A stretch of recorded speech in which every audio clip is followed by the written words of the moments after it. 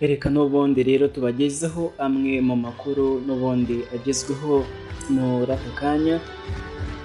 Mu minsi rero yashize twabwiye yuko hano mu Rwanda hateraniye inama yiswe SECAM cyangwa se SECAM, ihuriro ry'abepiskopi b'ibihugu byo mu birwa bya Madagascar. Uyu munsi rero iyi nama ikaba yasorejwe i Kibeho, ubwo rero hizihizwaga imyaka 125 Evanjili imaze igeze hano muri Afurika. Kibeho rero urugendo rw'iyobokamana ndetse rw'urubyiruko, abakardinali n'abepiskopi bo muri Afurika n'abo muri Madagascar bari bahari ku bwinshi, n'urubyiruko ruturutse isi yose ahantu hagiye hatandukanye, cyane cyane muri Kiliziya Gatolika hano mu Rwanda.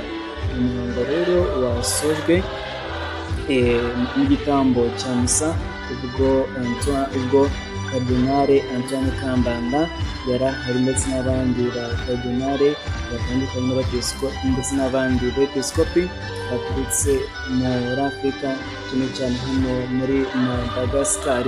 Dore ko rero n'ubundi hari hateraniye urubyiruko rwinshi cyane ruturutse impande zose z'igihugu, ndetse igitambo cya misa kikaba rwose cyaranzwe n'umunezero n'ibyishimo ku bakirisitu bose ba Kiliziya Gatolika. Mukurikire amwe mu mashusho agaragaza umunezero udasanzwe abakristo bagiye muri misa yo gusoza SECAM hano i Kibeho, uko byari byifashe. Byari ibyishimo rero ku bakristo, ndetse ni ikintu cyiza cyane bavuga cyabereye hano mu Rwanda. Iyi nama rero ya SECAM igaragaza by'umwihariko umubano mwiza u Rwanda rugirana n'imiryango ishingiye ku myemerere. Reka n'ubundi rero tubagezeho amwe mu makuru n'ubundi agezweho muri aka kanya. Mu minsi rero yashize twabwiye yuko hano mu Rwanda hateraniye inama yiswe SECAM cyangwa se SECAM, ihuriro ry'abepiskopi b'ibihugu byo mu birwa bya Madagascar. Uyu munsi rero iyi nama ikaba yasorejwe i Kibeho, ubwo rero hizihizwaga imyaka 125 Evanjili imaze igeze hano muri Afurika. Kibeho rero urugendo rw'iyobokamana ndetse rw'urubyiruko, abakardinali n'abepiskopi bo muri Afurika n'abo muri Madagascar bari bahari ku bwinshi, n'urubyiruko ruturutse isi yose ahantu hagiye hatandukanye, cyane cyane muri Kiliziya Gatolika hano mu Rwanda. Umuhango rero wasojwe n'igitambo cya misa, ubwo Kardinali Antoine Kambanda yari ahari ndetse n'abandi bakardinali batandukanye n'abepiskopi ndetse n'abandi bepiskopi baturutse muri Afurika, cyane cyane hano muri Madagascar.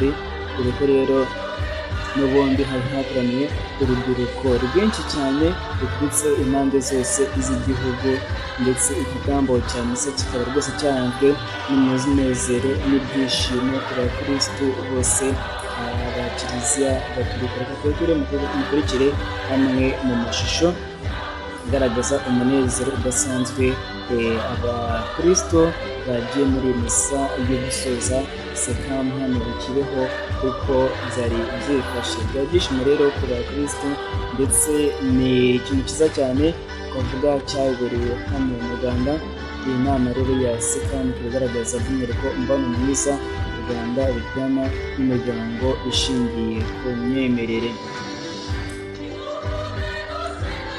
Reka n'ubundi rero tubagezeho amwe mu makuru n'ubundi agezweho muri aka kanya. Mu minsi rero yashize twabwiye yuko hano mu Rwanda hateraniye inama yiswe SECAM cyangwa se SECAM, ihuriro ry'abepiskopi b'ibihugu